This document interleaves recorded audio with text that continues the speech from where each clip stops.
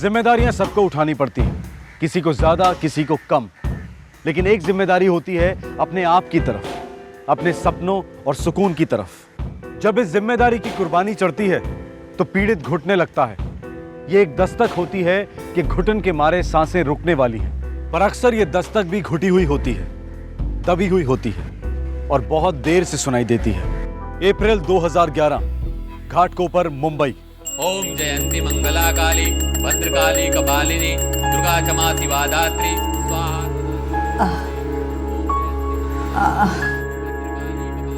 मोहन, अरे ओ मोहन, अरे सुनता क्यों नहीं? हाँ माँ, क्या बात है? मुझे जरा संडास जाना है। ए शंकर, अम्मा को संडास क्यों नहीं ले जाता तू? हाय राम, क्या कह रहा है तू? देख नहीं रहा वो पूजा कर रहा है? पूजा छोड़कर क्या मुझे वो संडास लेके जाएगा? अरे तू क्यों नहीं लेके जाता? ठीक है, मैं आता हूँ।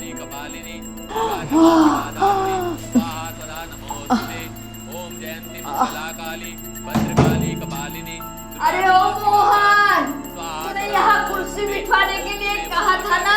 तू जानता नहीं अम्मा को कितना दर्द होता है। कल तनख्वाह मिलेगी अम्मा, तब लेता हुआ आऊंगा। शाम को जरूर लेते आना।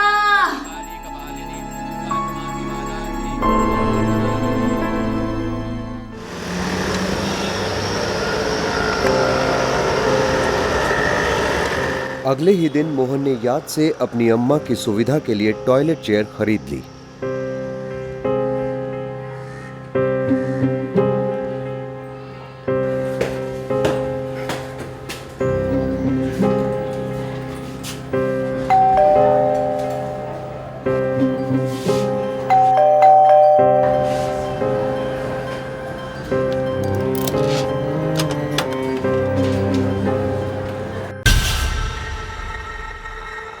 अम्मा,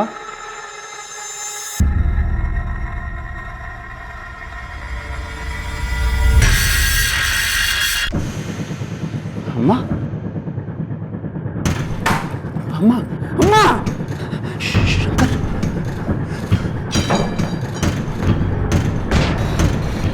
शंकर,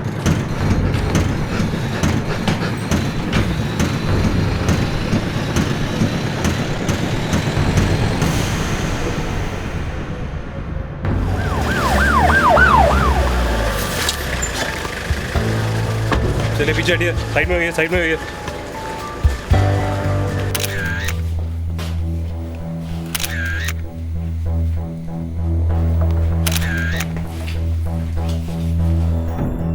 मैं रोज की तरह शाम को दफ्तर से लौटा, बेल मारी, कोई दरवाजा खोलने नहीं आया। मैंने दरवाजा खोला और अंदर आ गया। माँ खाट पर पड़ी थी तो भाई शंकर अंदर बाथरूम में पड़ा हुआ था। काम क्या करते हैं आप? मुंबई यूनिवर्सिटी में वो वाइस चांसलर का पीए हूँ। सुबह कितने बजे निकले आप काम के लिए? रोज की तरह 9 बजे।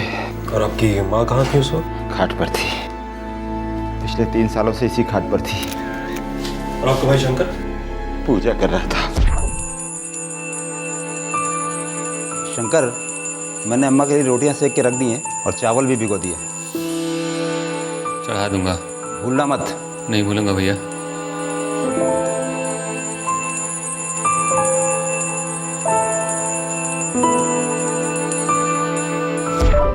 करता क्या था?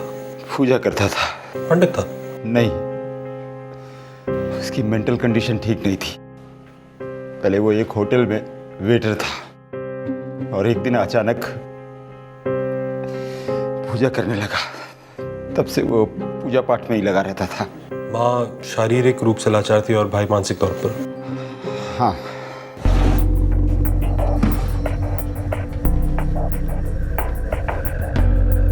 किसी को इस घर से आते जाते देखा आप लोगों ने?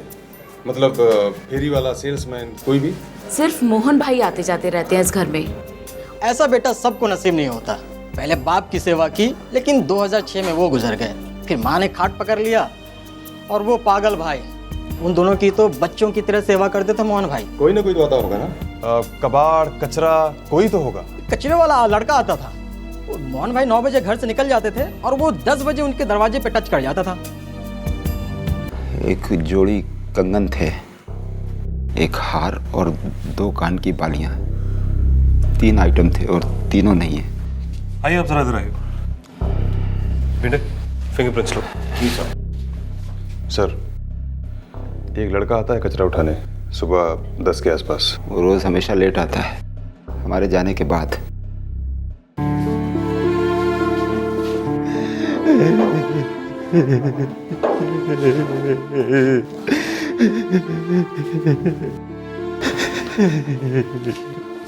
आपके भाई का कोई दोस्त?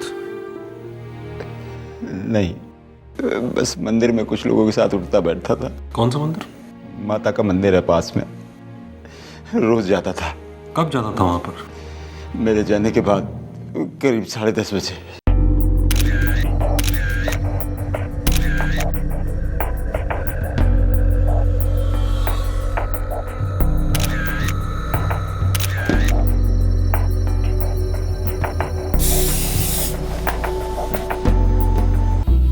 दो कंगन, एक हार और एक जोड़ी कान की बालियों के लिए 2 भयंकर हत्याएं। एक पीड़ित 79 साल की अपाहिज महिला और दूसरा उसका मानसिक रूप से अस्वस्थ बेटा। जाहिर है सवाल यह था कि उनका हत्यारा कौन था। कौन था यह बेहद क्रूर और लालची इंसान जिसमें इंसानियत की एक बूंद तक नहीं थी। औरत को स्ट्रैंगुलेट किया गया। और ऑफिसर शंकर की लाश की क्या रिपोर्ट है? इसके सर पे चोट के 3 निशान हैं। इसकी मौत हेमरेज से हुई है। और मर्डर की टाइमिंग? टाइमिंग डिक्लेयर करने में थोड़ा सा वक्त लगेगा, कल तक हो जाना चाहिए। मैं रोज सुबह 10 बजे के आसपास जाता हूँ साहब वहाँ कचरा उठाने के लिए। तू कल गया था ना उस घर में? नहीं, मतलब घर के अंदर नहीं गया था साहब, कभी नहीं जाता। क्या है ना, सब लोग अपना कचरे का डिब्बा घर के बाहर ही रखते हैं, तो मैं वहीं से उठाता हूँ। देख सच बोल, नहीं तो मैं तेरे को उठा लूंगा, समझा तू? आई शपथ, मुझे नहीं पता कल उस घर में क्या हो रहा था। जब कल घर गया था तूने क्या देखा वहाँ पे? मैंने अपना कचरा उठाया, काम किया और कट लिया वहाँ से। कुछ तो देखा होगा। हाँ, वो शंकर मोहन का भाई, वो तब भी पूजा कर रहा था? कर रहा होगा साहब, पर मेरे को नहीं लगता कि वो कल पूजा कर रहा था। क्यों? मैं जब भी वहाँ जाता हूँ ना तो उसकी पूजा की टिंग टिंग टिंग टिंग सुनाई देती है। कल वो नहीं सुनाई दे रही थी। घाटकोपर इलाके के हर हिस्ट्री शीटर का राउंड अप हुआ। काफी पूछताछ हुई पर कुछ हाथ नहीं लगा। सर, इलाके के बाहर का लगता है कोई। लेकिन किसी बाहर वाले को अंदर की इतनी इंफॉर्मेशन कैसे थी? कैसे पता था इस बाहर वाले को घर में सिर्फ एक ठीक ठाक आदमी है जो सुबह 9 बजे से शाम के 6:30 बजे तक बाहर रहता है? फिर तो सर कोई कॉलोनी का हो सकता है। और अंदर जाओ राणे, ये कोई दोस्त या रिश्तेदार है जिसे अच्छी तरह से पता था कि एक बूढ़ी अपाहिज औरत और एक मेंटल आदमी कुछ खास टेंशन नहीं दे सकते। और राणे, ये मर्डर ऑन द स्पॉट नहीं हुआ, पहले से प्लान था।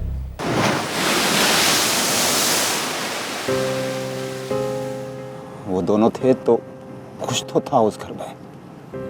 मैं जानती हूँ मोहन, तुम्हारी जिंदगी तो उन्हीं के इर्द गिर्द घूमती थी। क्या नहीं किया तुमने उन दोनों के लिए? मैं उनकी रक्षा नहीं कर पाया, मैं फेल हो गया कविता। मोहन, जो भी हुआ वो तुम्हारे हाथ में नहीं था, फिर क्यों अपने आप को टॉर्चर कर रहे हो? जो हाथ में था वो भी नहीं कर पाया कविता। अम्मा को टॉयलेट चेयर चाहिए थी, लेकिन मैंने लाने में बहुत देर कर दी। मोहन, अम्मा की बहुत याद आती है कविता।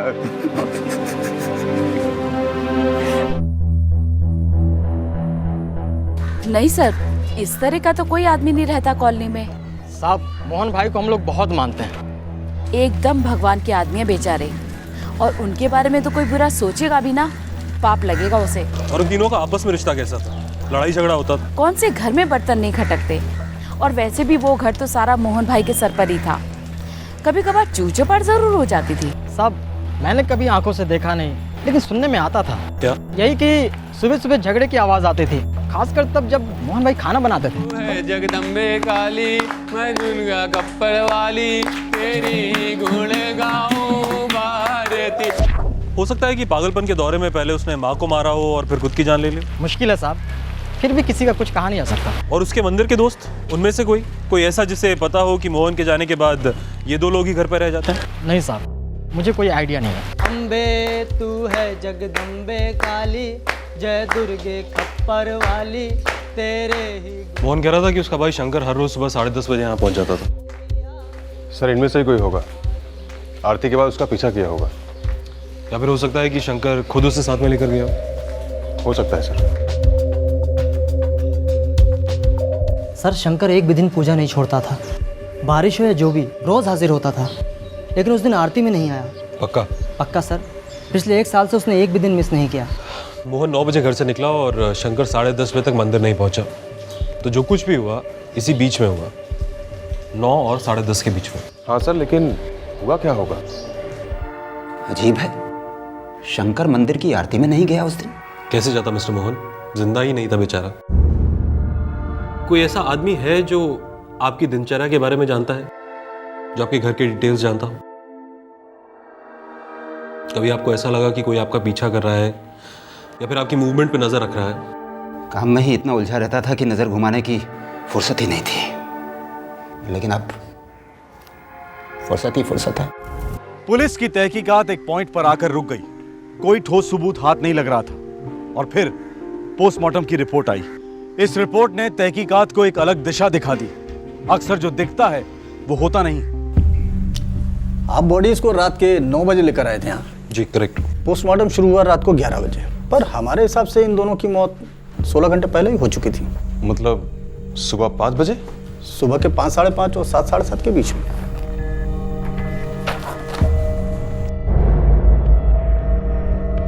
सर ये मोहन तो सुबह 9 बजे घर से निकलता है ना? ये कैसे हो सकता है? घर से निकलने से पहले अम्मा से बात करके निकला था मैं। पक्का बात हुई थी आपके? अम्मा, आज आपके लिए टॉयलेट चेयर जरूर लेकर आऊंगा।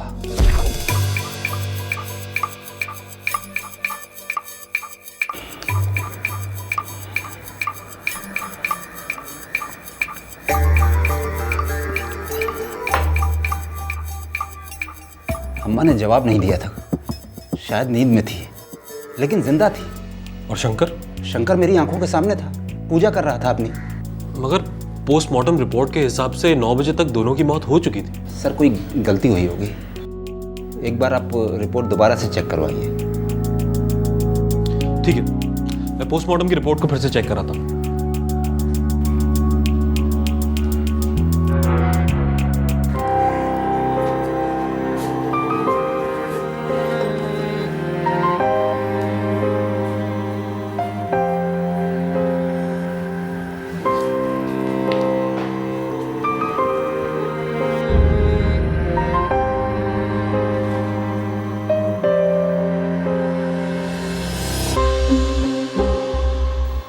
मोहन,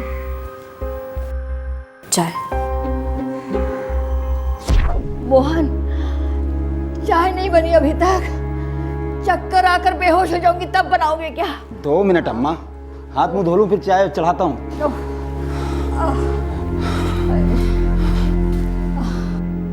शंकर, चाय तो अम्मा के लिए तू ही बना सकता है, फिर इंतजार क्यों करवाता है उसे इतना?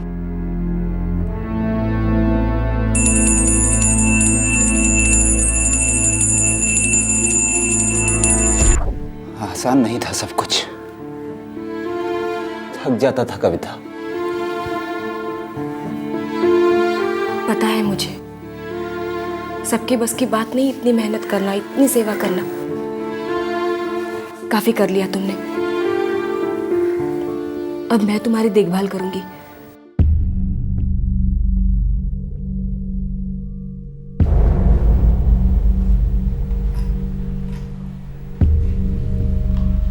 चालाक, बहुत चालाक।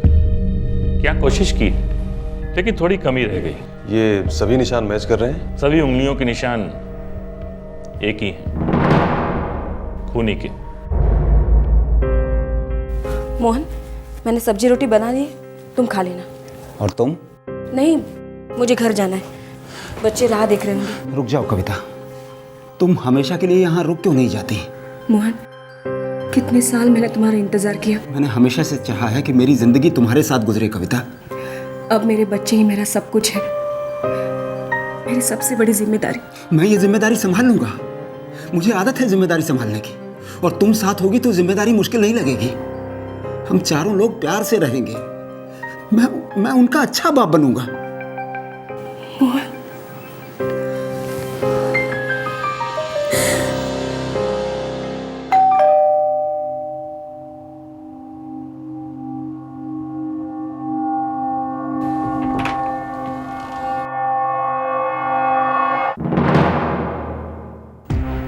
अरे आप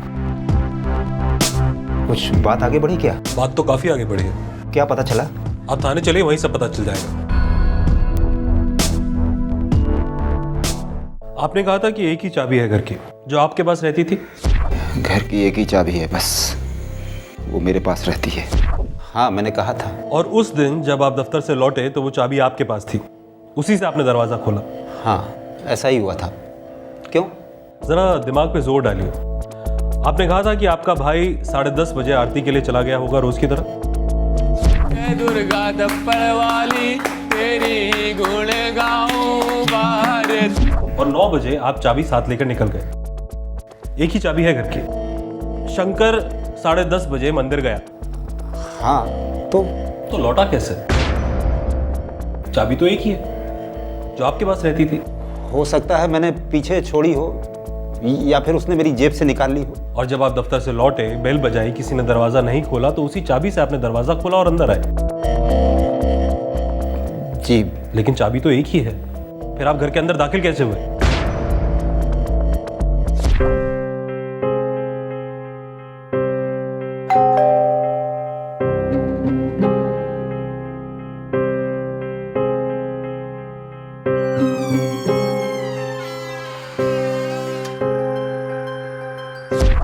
दरवाजा खुला था, मैंने धक्का दिया और अंदर आ गया। सच? मैं झूठ क्यों बोलूंगा? रोटियां बनाई थी उस दिन अम्मा के लिए? अरे रोज मैं ही तो रोटियां बनाता था, सालों से।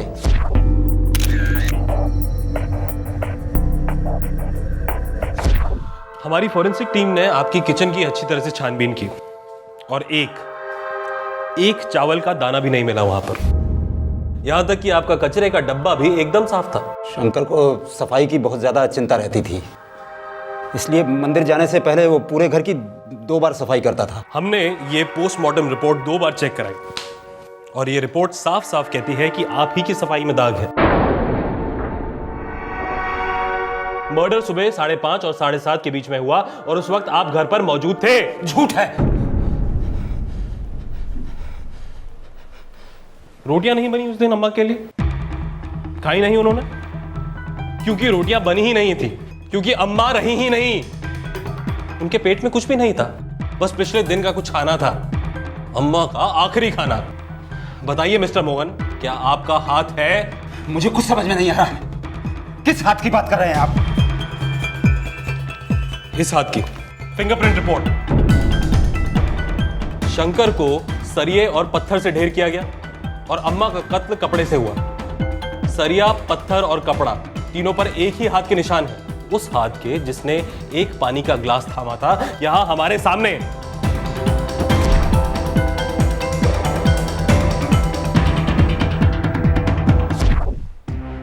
क्या हुआ था उस दिन? झगड़ा हुआ था। उस वक्त तो आप खाना बनाते थे ना, आखिर ऐसा भी क्या हो गया?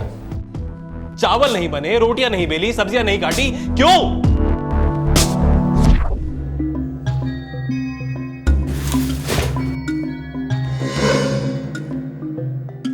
ऐसा कचरा रोज देखने को नहीं मिलता साहब। इतना ताजा ताजा आटा कौन फेंकेगा ना। मिस्टर मोहन, आपका ट्रैक रिकॉर्ड, यूनिवर्सिटी, आपका मोहल्ला, हर कोई आपकी बहुत इज्जत करता है, मिसाल देता है आपकी। बेटा हो तो मोहन जैसा, भाई हो तो मोहन भाई जैसा।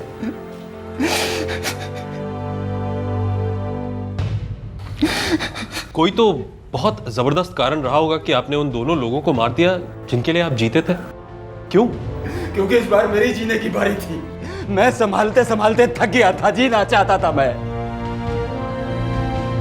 मोहन, एक 48 साल का पुरुष, अविवाहित, कोई दोस्त नहीं, कोई छुट्टी नहीं, अपने आप के लिए 1 मिनट तक का समय नहीं। मोहन का इकबाले जुर्म एक दर्द भरी आह थी जो एक बीमार दिमाग के तहखाने से निकल रही थी। हर चीज के लिए मोहन, मोहन ये कर, मोहन वो कर। मोहन ये नहीं किया, मोहन वो नहीं किया। मैं करता था, सब कुछ करता था, चुपचाप करता था और किसी चीज के लिए ना नहीं करता था। हर चीज की जिम्मेदारी अपने ऊपर ली। सबसे पहले बाबा की, फिर माँ और शंकर की जिम्मेदारी, दोनों की एक साथ। ओफो, आज भी गुड़ और रोटी, कल भी गुड़ और रोटी खाई थी, परसों भी गुड़ और रोटी खाई थी। हाय, कभी तो तीखी सब्जी बने, दाल बने, पता तो चले अम्मा की कितनी इज्जत होती है। अपने शंकर से बोल, ये पहले होटल में काम करता था, एक से एक चीजें बनाना जानता है। तू तो दिमागी हालत जानता है ना उसकी। हाँ, ये अच्छा बहाना है। किसी काम के लिए कहो दिमागी हालत ठीक नहीं है, और किसी दिन मेरा दिमाग खराब हो गया ना, तो ना ये गुड़ मिलेगा और ना रोटी। क्यों चिंता करते हो? सब गुड़ और रोटी तो दाता देते हैं, माता देती हैं। हाँ, तो अपनी दाता और माता से बोल कि तेरा ये पूजा का ढोंग बंद करवाएं और तुझे अच्छी जगह पर काम पर लगवाएं। मोहन, दिल मत दुखाओ उसका। हाँ, एक ये दिल वाला बच्चा है और एक तुम दिल वाली बची हो। मेरे अंदर तो पत्थर है, पत्थर। कुछ महीने में मैं 49 का हो जाऊंगा, फिर 50 का हो जाऊंगा और मेरा कुछ नहीं है, फैमिली नहीं है। और मोहन और अम्मा भी तो फैमिली ही थे ना। हाँ, मैं भी यही समझता था, लेकिन वो दोनों, अम्मा सिर्फ शंकर को प्यार करती थी क्योंकि उसकी मेंटल कंडीशन ठीक नहीं थी, लेकिन वो ये नहीं देख रही थी कि हर रोज मैं फिसल रहा हूं, पागलपन दस्तक दे रहा है यहाँ पर। उसके लिए मैं सिर्फ एक कोलू के बैल की तरह था, बस। मुझे जरा संडास जाना है। ये शंकर, अम्मा को संडास क्यों नहीं ले जाता तू? हाय राम, क्या कह रहा है तू? देख नहीं रहा वो पूजा कर रहा है? ठीक है, मैं उस रोज सुबह मेरे अंदर कुछ हुआ। रोज की तरह मैं खाना बना रहा था, लेकिन मेरा दिमाग उस सुबह रोज से कुछ ज्यादा ही डिस्टर्ब हुआ था। आवाजें आ रही थी अंदर से। मोहन, सोचो जरा, क्या वाकई शादी करके हम खुश रह सकेंगे? क्यों नहीं कविता, इसी एक चीज के लिए मैं तरस गया हूँ। मोहन, मैं विधवा हूँ, मेरे छोटे छोटे 2 बच्चे हैं, तुम्हारी अपाहिज माँ, भाई की हालत, कैसे संभालेंगे सबको? मिलकर संभाल लेंगे कविता, मिलकर संभाल लेंगे, बोझ बच जाएगा। बोझ दुगना भी तो हो रहा है मोहन।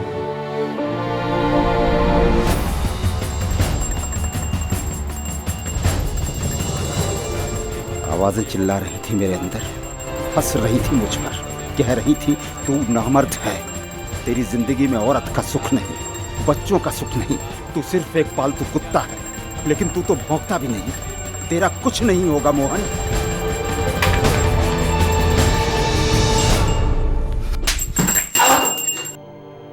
एक चीज नहीं संभलती है, पता है क्यों? क्योंकि मैं हूं संभालने के लिए। आज अगरबत्ती गिरी है, कल तू भी खाट पर लेट जाएगा और मैं तेरी टट्टी साफ करूंगा। अरे क्या हुआ? ये तेरा लाडला, अरे सुनकर भी सुनता नहीं है और देखकर भी देखता नहीं है, बड़ा भगवान का भक्त बना घूमता है कहीं का। जुबान संभाल के बात कर। अरे ये तेरा छोटा भाई है। अरे है, भाई नहीं है, और तू माँ है। अरे खून पी रही है मेरा रोज थोड़ा थोड़ा। अरे तुम दोनों पनौती हो मेरे जीवन पर, पनौती। चुप रहे, पगला गया है क्या तू? पागल होने का हक इसे है, सिर्फ मुझे नहीं है। अरे मैं पागल नहीं हो सकता हूँ क्या? ये माता अंडी रहेगा माता, ये खत्म हो जाएगा, विनाश हो जाएगा, विनाश हो जाएगा। माता खून मांगेगी,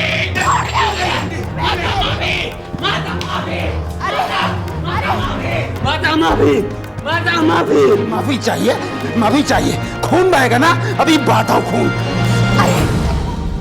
अरे अरे क्या कर रहा तू? मोहन,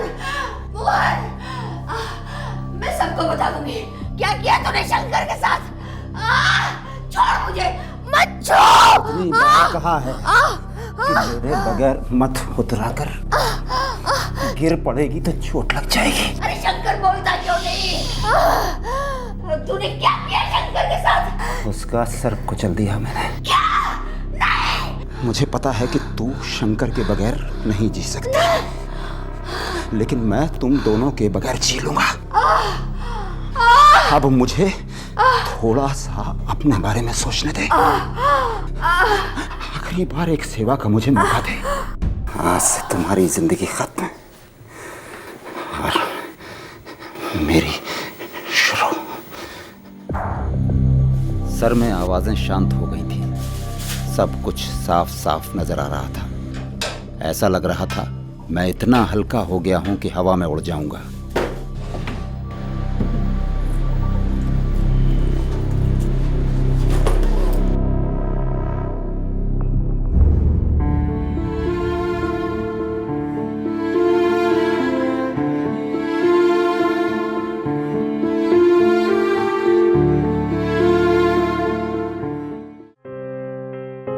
मैंने कुर्सी कहानी बनाने के लिए खरीदी।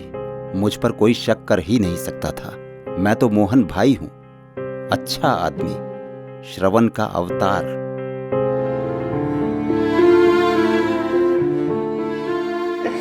थकान हो गई थी मुझे दोनों की देखभाल करते करते। मैं खुद भी बूढ़ा हो रहा था, पागल भी। मैं बूढ़ा, पागल और अपाहिज हो जाता तो मेरी देखभाल कौन करता? आप संभालते इंस्पेक्टर साहब। हवलदार,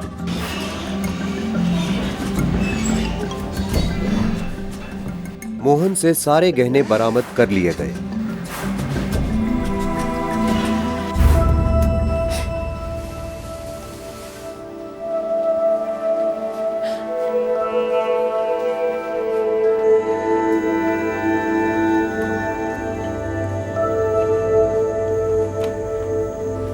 अच्छा ही हुआ। उस घर में उन दोनों के साथ तुम्हारे बच्चे, क्या जिंदगी होती। इसलिए जो हुआ अच्छा ही हुआ। लेकिन मार क्यों डाला मोहन, मार क्यों डाला? जीना चाहता था मैं, और मेरी जगह तुम भी होती तो शायद यही करती। कोई भी यही करता। नमस्कार, आदाब। क्राइम पेट्रोल दस्तक में आप सभी दर्शकों का फिर से स्वागत है। बाबूजी, ये पत्थर की लकीर है, आप कभी मत बदलिएगा। अब ये सीधे लॉकर में जाएगी, और कोई कुछ कहे आप इस वसीयत का एक अक्षर भी नहीं बदलेंगे। बाबूजी के साथ जबरदस्ती की गई तो, उन्हें वसीयत बदलने के लिए मजबूर किया गया तो सोच लो, इस दुनिया में कुछ भी हो सकता है, कुछ भी। अपने बच्चों के भविष्य को सुरक्षित करने के लिए माँ बाप खून पसीना एक कर देते हैं। उनकी सारी जमा पूंजी पर उनके सभी बच्चों का बराबर का अधिकार होता है। यह उनकी विरासत होती है। पर अक्सर कोई एक वंशज अपने आप को हिस्से से अधिक का हकदार समझता है। कभी कभी तो सारी की सारी विरासत हड़पने की फिराक में होता है। अगर ऐसा शख्स अपने पिता को उनकी वसीयत बदलने पर जोर देता है तो इसे जुर्म की दस्तक मान लेना चाहिए। नवंबर 2010, लखनऊ, उत्तर प्रदेश।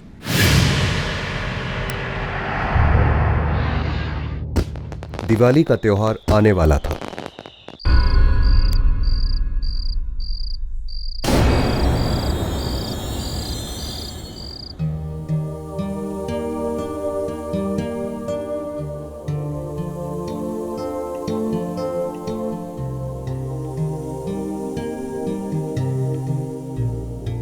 और आदाओ। एक बात कहूँ गंगा जी? कहो। मेरी बड़ी इच्छा थी कि मैं अपने पति के साथ एक बार वैष्णव देवी के दर्शन कराऊं। मेरी भी बहुत तमन्ना थी, बहुत ख्वाहिश थी कि मैं अपनी पत्नी के साथ वैष्णो माता के दर्शन करके आऊं। शायद इसीलिए ऊपर वाले ने हम दोनों को जिंदा रखा है। और उसने अपार कृपा की है कि उसने हम दोनों को मिला दिया।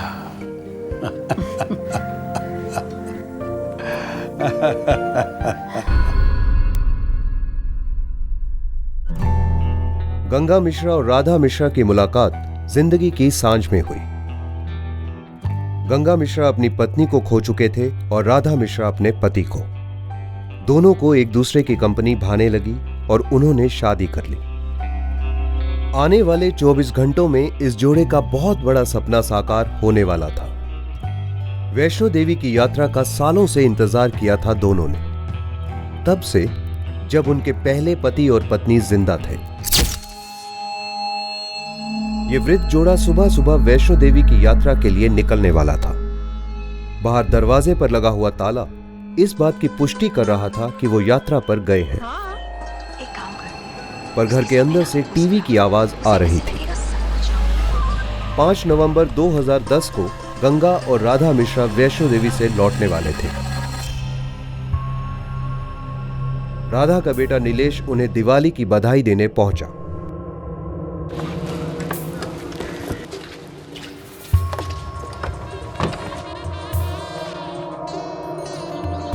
माँ और बाबूजी तो आज आने वाले थे, घर पे होने चाहिए थे।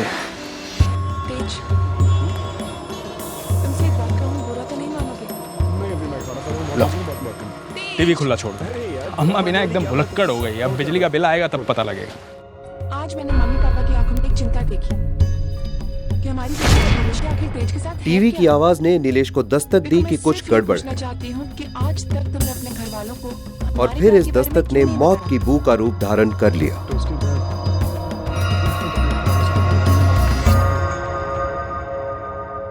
दुनिया के लिए राधा और गंगा मिश्रा दिवाली के 3 दिन पहले वैष्णो देवी की यात्रा पर जा चुके थे और ठीक दिवाली की सुबह वापस लौटने वाले थे।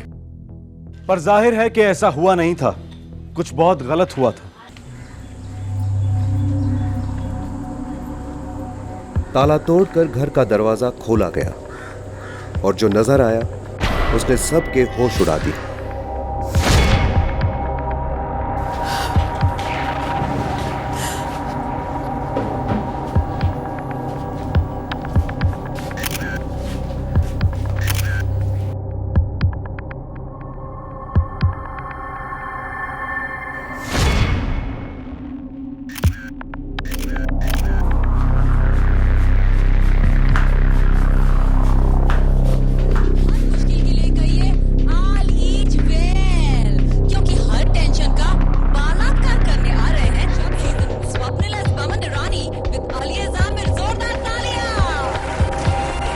मेरा नाम महेश है, राधा मिश्रा का बड़ा बेटा,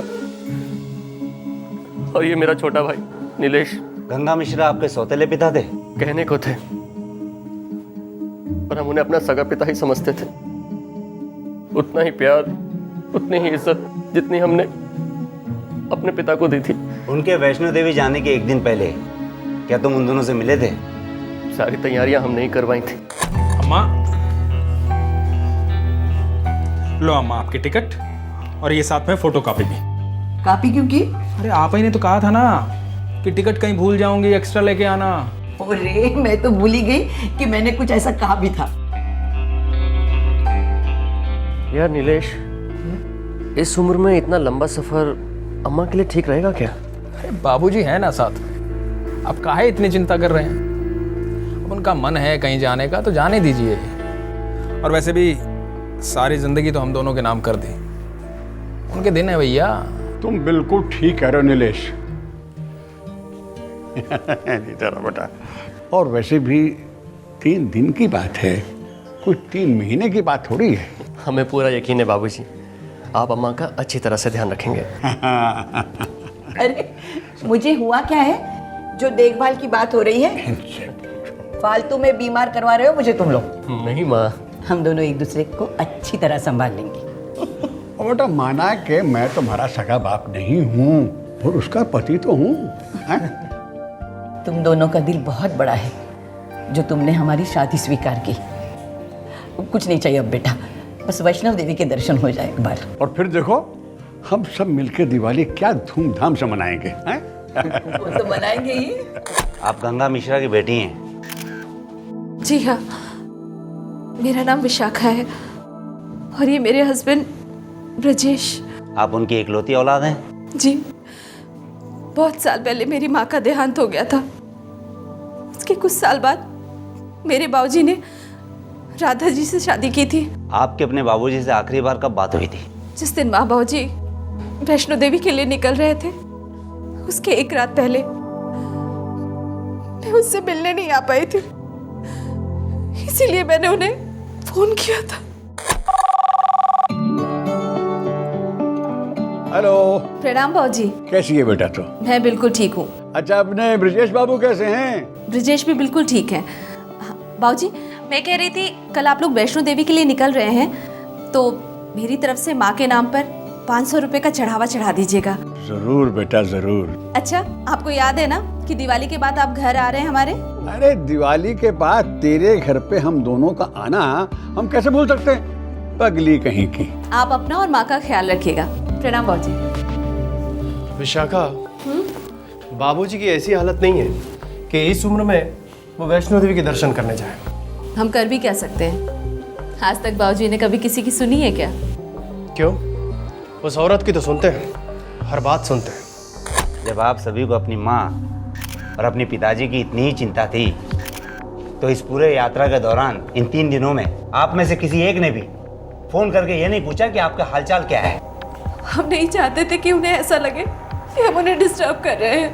हमने तो सपने में भी नहीं सोचा था कि ये सब हो सकता है। अब तो ये हो गया, इसलिए घर से जो भी चीजें गायब है वो आप बताएं, और इस केस की गायब कड़ियां हम ढूंढेंगे।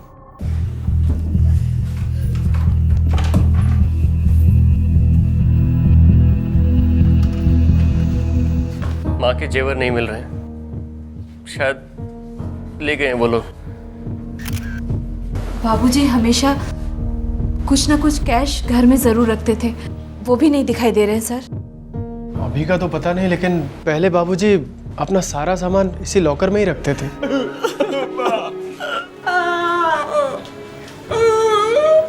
सर, डॉग स्क्वाड आ गया है।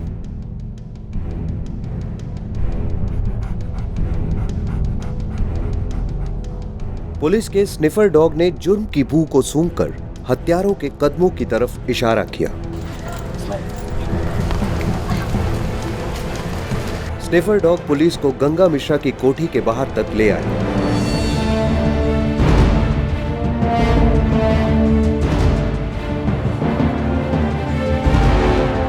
गंगा मिश्रा के घर के पास का एक पानी का नल पुलिस के स्कैनर पर आ गया। लगता है कातिल ने अपने खून से रंगे हुए हाथ यहीं धोए होंगे।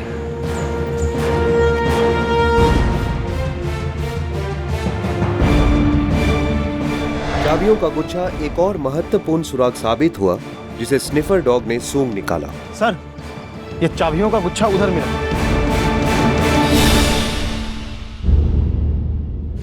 ये कहाँ जा रहा है?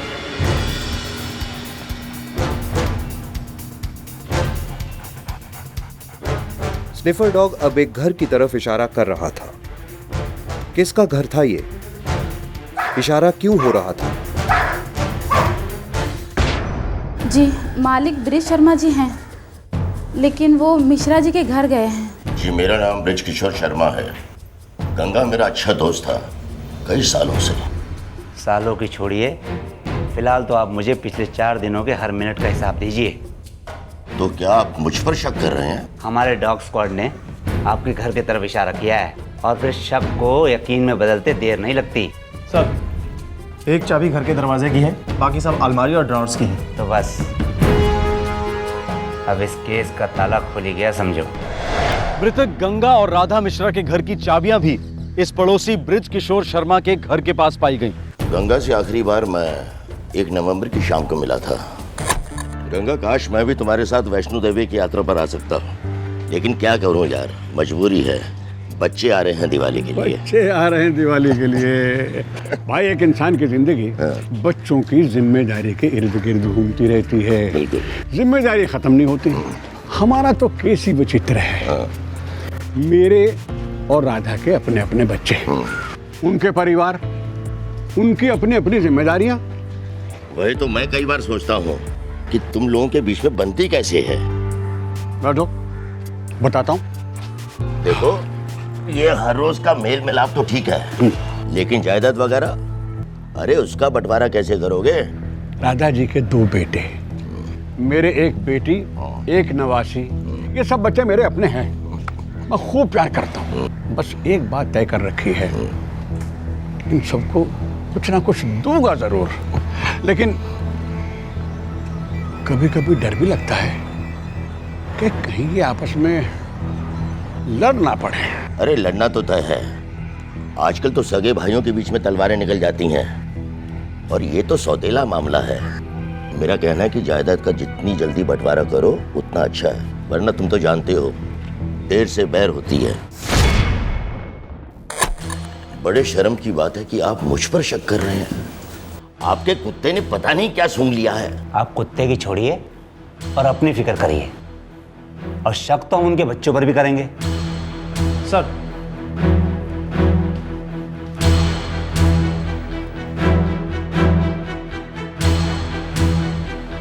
मिस्टर बृजकिशोर शर्मा, फिलहाल आप घर जा सकते हैं। जरूरत पड़ी तो आपको दोबारा याद करेंगे।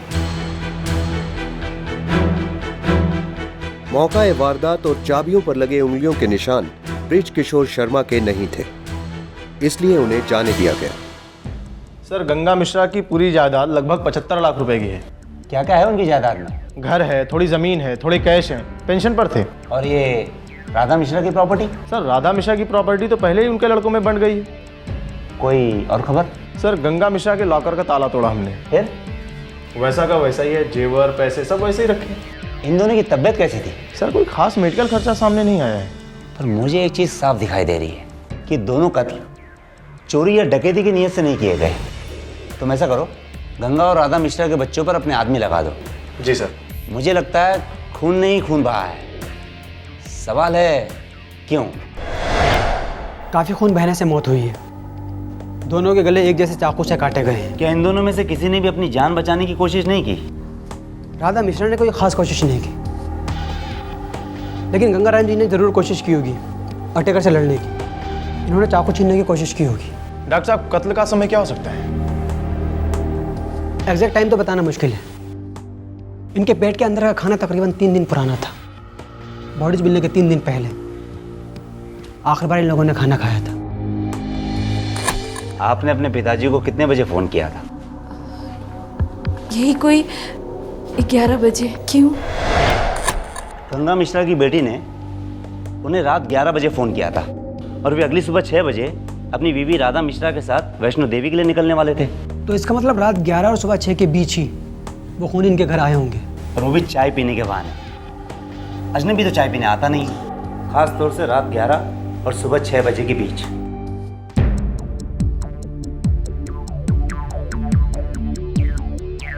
सर, चाय के टूटे हुए कप और चाबियों के गुच्छे पर मिले फिंगरप्रिंट्स मैच करते हैं। बेडरूम में 2 टूटे हुए कप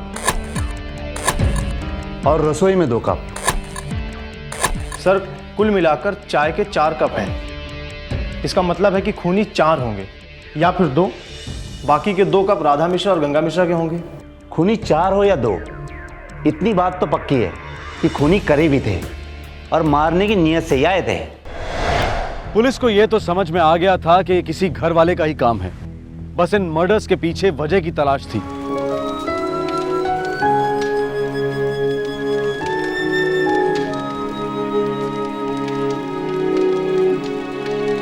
राधा मिश्रा के 2 बेटे हैं सर, महेश और नीलेश। दोनों वेल सेटल्ड हैं सर। और गंगा मिश्रा की बेटी विशाखा और उसका पति ब्रजेश। इनकी इकलौती बेटी है सुरेखा। सुरेखा की शादी हुई है सुशील से। ये विशाखा के ससुर भी तो हैं, ब्रजेश के पिता शिवनाथ। सर, सभी को किसी भी चीज की कमी नहीं है। पर जल्दी तो है और लालसा भी। सर, एक इंटरेस्टिंग चीज और है। गंगा मिश्रा की जायदाद के कागजात गायब हैं। सर, जिसके पास भी ये कागजात हैं उसी के हाथ खून से रंगे हैं। ओम सूर्य देवाय नमः स्वाहा, ओम वासुदेवाय स्वाहा, ओम गणपते नमः स्वाहा, ओम कृष्णाय नमः स्वाहा, ओम भूमाय नमः स्वाहा, ओम रावे नमः स्वाहा। देखिए, गंगा जी की जायदाद के बारे में हम कुछ नहीं जानते। एक घर है उनका, पर प्रॉपर्टी इसके बारे में कुछ नहीं जानते। चाहिए भी नहीं था सर, क्योंकि हमारे पिताजी से वो सब मिल गया था जो हमें चाहिए था। गंगा मिश्रा तुम्हारे सौतेले पिता थे, तो उनकी प्रॉपर्टी तो तुम्हें मिलने से रही। चाहता भी कौन है सर, हम अच्छी तरह से सेटल हैं। बस अपनी माँ की चिंता थी। पिताजी की मौत के बाद अकेली हो गई थी।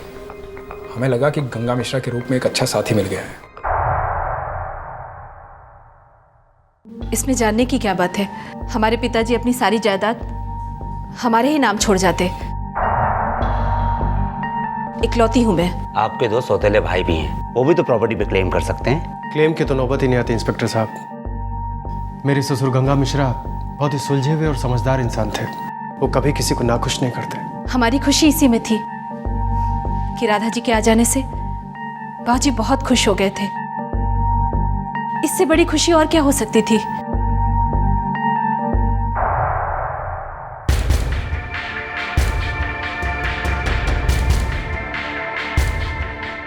सर, काम आसान नहीं था, पर मुझे लगता है कि हमें सबकी फिंगरप्रिंट्स मिल गई हैं। Very good. फौरन इन फिंगरप्रिंट्स को मैच कराओ।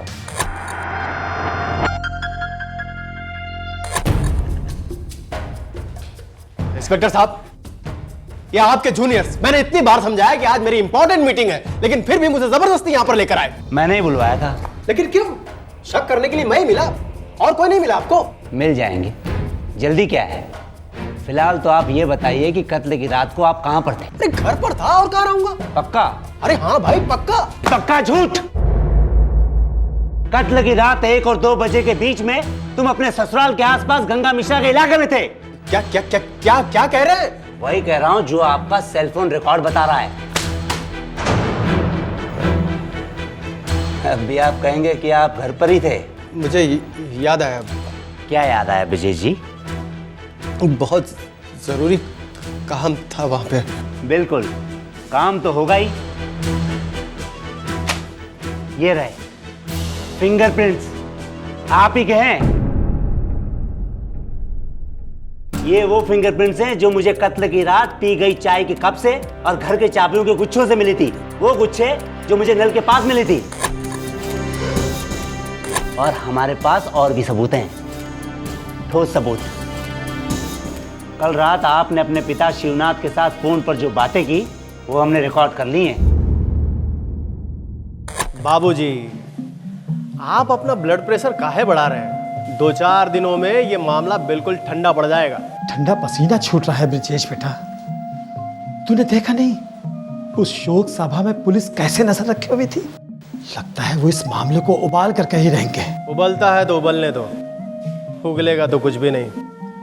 वो हम तक कभी भी नहीं पहुंच पाएंगे। अरे पुलिस है बेटा, बहुत पहुंच रखती है। और तूने भी एक बहुत बड़ी गलती की।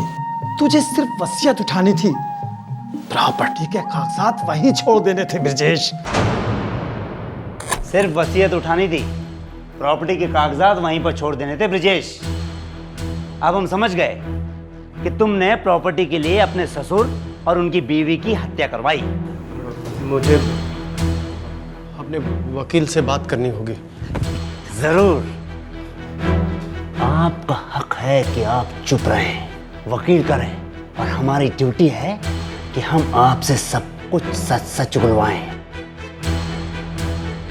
तुम ये क्यों भूल जाती हो विशाखा बिटिया कि तुम हमारी एक ही बच्ची हो। हमारा जो कुछ भी है तुम्हारा ही तो है, इस नाखून से लेकर 9 लाख के हार तक। ये ससुरी वसीयत ससीयत का। ठीक है बाबूजी, अगर आपको वसीयत नहीं बनवानी तो ना बनवाइए। बाबूजी, ये प्रॉपर्टी का मामला है, इसमें बहुत सारा पेपर वर्क होता है। अगर अभी नहीं बनवाया गया तो बाद में विशाखा को बहुत तकलीफ होगी। इस वसीयत की क्या जरूरत है? आओ आओ, आओ। गंगा जी, विशाखा बेटी और ब्रिजेश दामाद जी ठीक ही कह रहे हैं। बना दीजिए ना वसीयत विशाखा के नाम। मेरे बेटे संस्कारी है, उन्हें अपने पिता से बहुत कुछ मिला हुआ है। फिर भी आदमी की नियत का क्या भरोसा। हमारी बात आपके सौतेले बेटे होने के नाते अगर मेरे बेटों ने प्रॉपर्टी में हिस्सा मांगा तो खामखा विशाखा बेटी के साथ नाइंसाफी होगी। बना दीजिए ना वसीयत। भगवान, तुम बहुत दूर की सोचती हो। लाओ भाई। ब्रिजेश की सालों की मनोकामना पूरी हो गई थी। उसने काफी मेहनत की थी इस वसीयत को बनवाने में। हे राम। अरे लो ना बेटा। वसीयत तो बन चुकी थी, लेकिन ब्रिजेश को गहरा शक था कि राधा के बेटे भी वसीयत को लेकर कुछ न कुछ तिकड़म जरूर लगाएंगे। वो वसीयत वहां क्यों रहने थी? अरे तुम भी ना बस। बाबूजी, क्यों अपना ब्लड प्रेशर बढ़ा रहे हैं? अरे मैंने वसीयत साइन तो करवा ली ना। अगर मैं वसीयत मांग के रख लेता तो हद पार हो जाती। अरे लोगों को खामखा शक हो जाता। गोली मारो उनको। और उस औरत के बारे में सोचो, वो बहुत कमीनी है और तेरा ससुर उसकी मुट्ठी में है। अरे जब वो उसके कहने पर वसीयत बहू के नाम कर सकता है तो उसके कहने से बदल भी तो सकता है ना। अरे कहीं राधा के बेटों के नाम कर गया तो? अरे मूर्ख हो तुम। नहीं ब्रिजेश, मैं बाबूजी से वसीयत नहीं मांग सकती। नहीं होगा मुझसे ये। क्या सोचेंगे वो हमारे बारे में? जो सोचना है सोचे, लेकिन एक बात याद रखना कि राधा उस विल को बदलवा कर रहेगी। पता नहीं इस बुढ़िया में क्या देखा तुम्हारे बाप ने। ब्रिजेश, एक चीज होती है प्यार, सुना है कभी?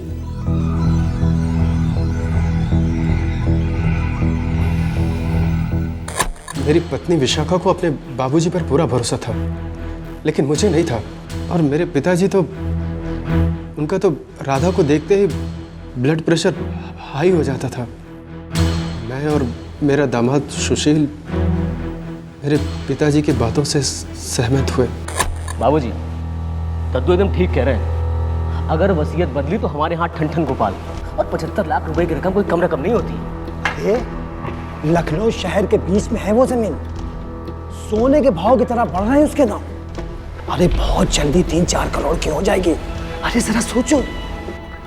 तो उपाय क्या है? विल चोरी कर ले। अरे उससे क्या होगा, वो दूसरी बनवा लेगा।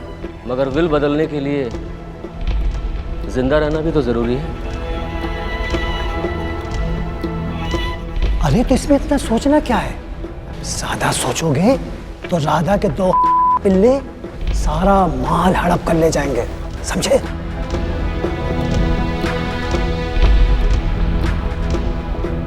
विशाखा, बाबूजी की ऐसी हालत नहीं है कि इस उम्र में वो वैष्णो देवी के दर्शन करने जाए।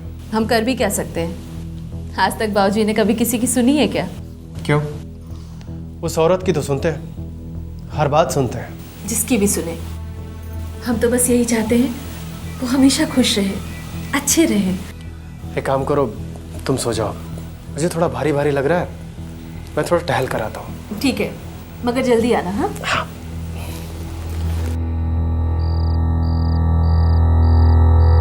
अटैक की पूरी प्लानिंग की गई थी। ब्रिजेश का दामाद सुशील हथियार साथ लाया था।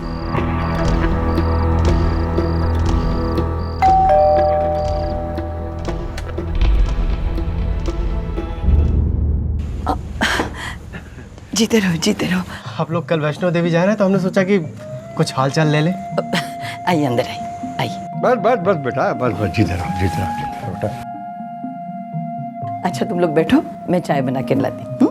चाय पिला, थक गए होंगे, चाय पिला। अब दद्दू, क्या है कि हमारा फेवरेट प्रोग्राम आ रहा है टीवी पर, तो हम टीवी ऑन कर लें? अरे दद्दू से पूछने की बात है, कर लो ऑन, तुम्हारा अपना घर है। हाँ। सो तो है।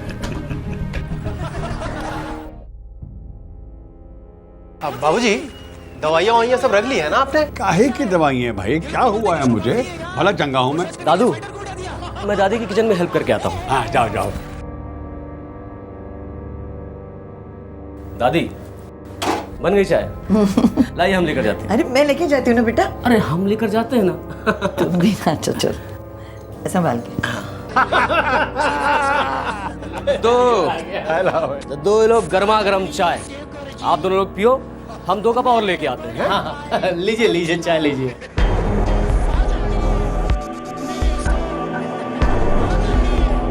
प्लान के अनुसार ब्रिजेश ने टीवी का वॉल्यूम बढ़ा दिया ताकि राधा मिश्रा की आखिरी चीखें कोई न सुन पाए।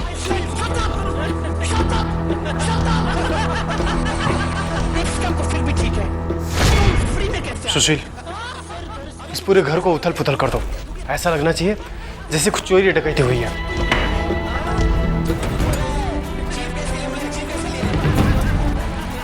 सुशील, हमें इन चाबियों को ठिकाने लगाना है और किसी को पता नहीं चलना चाहिए कि इस घर में 2 लाशें पड़ी हैं। ठीक है? जल्दी।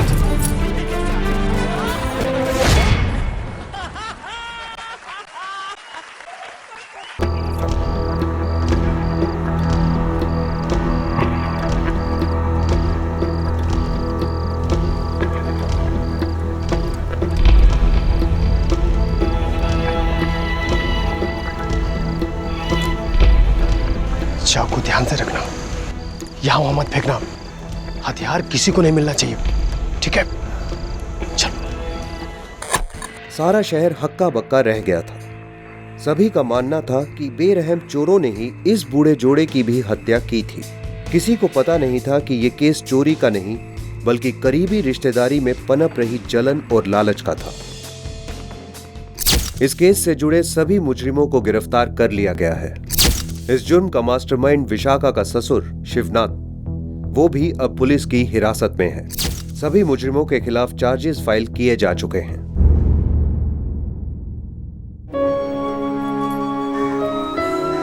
जो आपका है वो हमेशा आपका ही रहेगा विशाखा जी।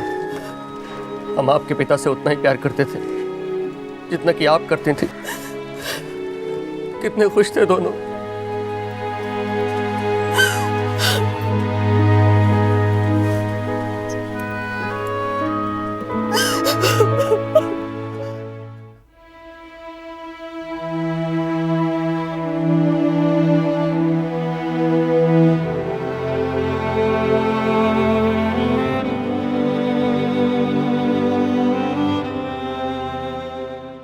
इस केस में जुर्म ने एक नहीं बल्कि 2 बार दस्तक दी।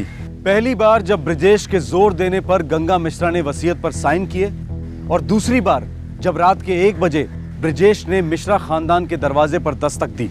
अगर पहली दस्तक के वक्त ही गंगा मिश्रा संभल जाते और वसीयत बनाने की बजाय अपनी बेटी से खुलकर बात करते तो शायद आज गंगा और राधा मिश्रा जिंदा होते।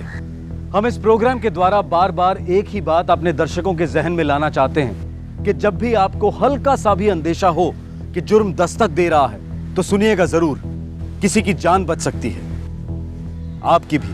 फिर मिलेंगे, तब तक अपना ख्याल रखें, सुरक्षित रहें। जय हिंद। क्राइम पेट्रोल के और भी दिलचस्प कहानी देखने के लिए हमारे चैनल को सब्सक्राइब करें और बेल आइकॉन दबाना न भूलें।